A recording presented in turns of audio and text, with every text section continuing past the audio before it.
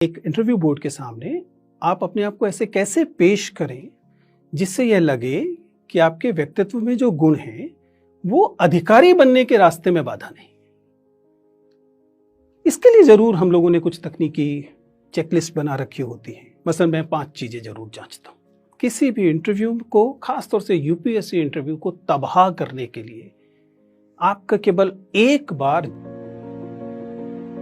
आप सभी जानते हैं कि यूपीएससी की जो सिविल सेवा की परीक्षा है उसके कई चरण होते हैं। प्रारंभिक चरण है जिसे प्रारंभिक परीक्षा प्रीलिम्स कहते हैं।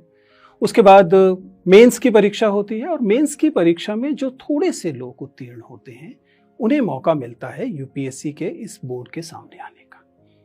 यूपीएससी का यह बोर्ड आपके व्यक्तित्व का मूल्यांकन करता है। यह एक व्यक्तित्व परीक्षण है या कोई इंटेरोगेशन नहीं है। जिसका क्या मतलब है? ऐसा नहीं है कि यूपीएससी ये मानकर चल रहा है कि आपने कुछ बहुत सारी चीजें छिपा रखी हैं और वह इन प्रश्नोत्तर के इस पूरे कार्यक्रम में, इस पूरे व्यक्तित्व परीक्षण में उन चीजों को छीनने की, उनको निकालने की कोशिश करता है। नहीं, ये केवल आपको अपने व्यक्तित्व को प्रस्तुत करना है और यूपीएससी के उस बोर्ड को ये जांचना है कि आपके अंदर व्यक्तित्व में वे कौन कौन से गुण हैं जो शायद इन सेवाओं के लिए उपयुक्त है। यह व्यक्तित्व परीक्षण जांचने की कोशिश करता है कि आप में इंटेग्रिटी, ईमानदारी, बौद्धिक ईमानदारी और नैतिक ईमानदारी है या नहीं है। यह परीक्षण यह बताने की कोशिश करेगा कि आप तार्किकता से भरे हुए हैं कि नहीं, आप संवेदनशीलता से भरे हुए हैं कि नहीं। जब आप किसी बोर्ड के अंदर जाते हैं, और ये यूं मैं बात कर रहा हूं यूपीएससी साक्षात्कार की, लेकिन ये किसी भी साक्षात्कार पर लागू होता है, तो आप उससे पहले अपनी एक लिखित जानकारी भेजते हैं। यूपीएससी के मामले में इसे डैफ, डिटेल्ड एप्लीकेशन फॉर्म कहा जाता है। ये डिटेल्ड एप्लीकेशन फॉर्म आपकी पूरी के पूरी जीवन की यात्रा होता है। ऐसा नहीं है कि यूपीएससी ने किसी अन्य माध्यम से ये जानकारी हासिल की, आप ही ने ये फॉर्म भरा है और ये जानकारी उनको बताई है। मसलन मैंने अगर लिखा कि मैं दिल्ली की अनधिकृत बस्ती में पैदा हुआ, तो अगर मेरा डिटेल्ड एप्लीकेशन फॉर्म किसी समझदार व्यक्ति के सामने है तो वो इसे देखकर जानना चाहेगा कि दिल्ली की अनधिकृत बस्तियों के बारे में जानकारी मुझे है भी या नहीं। दिल्ली की अनधिकृत बस्तियों में सीवेज डिस्पोजल कैसे होता है। ये सवाल आपको अगर मान लीजिए यूपीएससी के बोर्ड में पूछा जाए तो आपको अचानक हवा से टपका हुआ सवाल लगेगा, लेकिन दरअसल है नहीं, क्योंकि ये उसी आवेदन पत्र से निकल रहा है जिसमें मैंने घोषणा की है कि मैं दिल्ली की अनधिकृत बस्ती में पैदा हुआ, वहां बढ़ा। बस यही तो करना होता है। अब सवाल है कि परीक्षार्थी इसमें क्या करे। वो अपने पैदा होने की जगह नहीं बदल सकता, उसे बदलने की जरूरत भी नहीं, क्योंकि जैसा मैंने कहा, आपके जीवन के चाहे कोई भी अनुभव क्यों ना हो, वे तमाम अनुभव आपके व्यक्तित्व में कंट्रीब्यूट करते हैं, आपके व्यक्तित्व में शामिल होते हैं। यदि कोई एक ऐसा व्यक्ति है जिसका जन्म, जिसे हम कहते हैं विद द सिल्वर स्पून हुआ, जिसने शुरुआत से ही गोल्फ खेला, बिलियर्ड्स खेला, ठीक है, कोई बुराई नहीं है गोल्फ खेलने में, बिलियर्ड्स खेलने में, उसने उसके व्यक्तित्व में वो चीजें जुड़ी। लेकिन आपने अगर गुल्ली डंडा खेला तो गुल्ली डंडा ने भी तो आपके जीवन में कुछ जोड़ा होगा। और यही दरअसल हम यूपीएससी बोर्ड में जानने की कोशिश करते हैं। ये एक के बेहतर और दूसरे के कम बेहतर होने का परीक्षण है ही नहीं।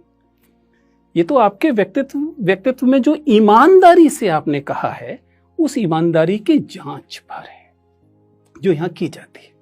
इसलिए जो पहली सलाह मैं अक्सर परीक्षार्थियों को देता हूं वो ये है कि किसी भी कीमत पर फेक व्यक्तित्व मत दिखाइए, नकली घोषणाएं मत कीजिए। दूसरा, अपने जीवन के, अपने व्यक्तित्व को ढकिए मत। Let the board peep into your personality. Board को अपने व्यक्तित्व में झांकने का मौका दीजिए, क्योंकि आपके व्यक्तित्व में ऐसा कुछ नहीं है जिसके लिए आपको शर्मिंदा होने की जरूरत है। एक इंटरव्यू बोर्ड के सामने आप अपने आप को ऐसे कैसे पेश करें जिससे यह लगे कि आपके व्यक्तित्व में जो गुण हैं वो अधिकारी बनने के रास्ते में बाधा नहीं। इसके लिए जरूर हम लोगों ने कुछ तकनीकी चेकलिस्ट बना रखी होती है। मसलन मैं 5 चीजें जरूर जांचता हूं। मैं बात करता हूं पोस्चर की, यानी कि आप कैसे बैठे हैं, सिटिंग पोस्चर। मैं बात करता हूं वर्बल कम्युनिकेशन की, वॉइस की, यानी कि आप कैसे बोल रहे हैं, आपकी आवाज बहुत ऊंची तो नहीं है, या बहुत नीची तो नहीं। ध्यान रखिएगा, ये सारी चीजें संयोगवश नहीं होती। एंजाइटी आपकी आवाज को बढ़ा देती है। आप तेज बोल रहे हैं, ये आपके आत्मविश्वास का लक्षण नहीं है, ये आपके डरे होने का लक्षण है। इसके अलावा आई कांटेक्ट, सबसे खूबसूरत चीज मानव संप्रेषण में यदि कुछ है तो आपकी नजरें। अगर आप में आत्मविश्वास है, अगर आप ईमानदार हैं, तो आप बात करने वाले व्यक्ति की आंखों में देखते हैं। अगर नहीं है तो आप काम चलाते हुए चेहरे पर देखते हैं। लेकिन अगर आप झूठ बोल रहे हैं, अगर आप चुरा रहे हैं कुछ, अगर आप फेक कर रहे हैं कुछ, तो अक्सर आप ऊपर देखते हैं। एक साधारण सा तरीका है। कुल मिलाकर मैं क्या कह रहा हूं, जब आप किससे बात कर रहे हैं तो उसकी आंखों में या कम से कम चेहरे की तरफ देखिए। इसके अलावा हम बात करते हैं अक्सर हैंड मूवमेंट की, हाथों से आप क्या कहने की कोशिश करते हैं। और फाइनली कुल मिलाकर प्रवाह, फ्लो, वह सबसे महत्वपूर्ण चीजों में से एक होता है कि आप जब बातचीत कर रहे हैं तो आप रुक रुक कर, अटक अटक कर बोल रहे हैं, या आप चूंकि अपनी बात पर यकीन रखते हैं इसलिए बात को एक प्रवाह में बोल रहे हैं। अंततः महत्वपूर्ण यह है कि आप क्या बोलते हैं, विषय वस्तु क्या है, कंटेंट क्या है। क्या आप केवल जार्गन दे रहे हैं, क्या आप ब्लफ कर रहे हैं। किसी भी इंटरव्यू को, खासतौर से यूपीएससी इंटरव्यू को तबाह करने के लिए आपका केवल एक बार झूठ बोलना काफी है। आपको किसी सवाल का उत्तर नहीं पता, और ऐसा स्कूलों में चल जाता है, इसलिए कई बार आदत होती है कि आपको सवाल का जवाब नहीं पूछा पता है, लेकिन आपसे पूछा गया तो आपने कहा हाँ पता है, और जब आपने उत्तर दिया तो वह उत्तर आपके अनुमान पर, गेस पर आधारित था। इंटरव्यू आपको यह सुविधा नहीं देता। क्यों नहीं देता? बहुत साधारण सी बात है। प्रश्न का उत्तर न पता होने पर आप आसानी से कह सकते थे कि मुझे उत्तर नहीं पता।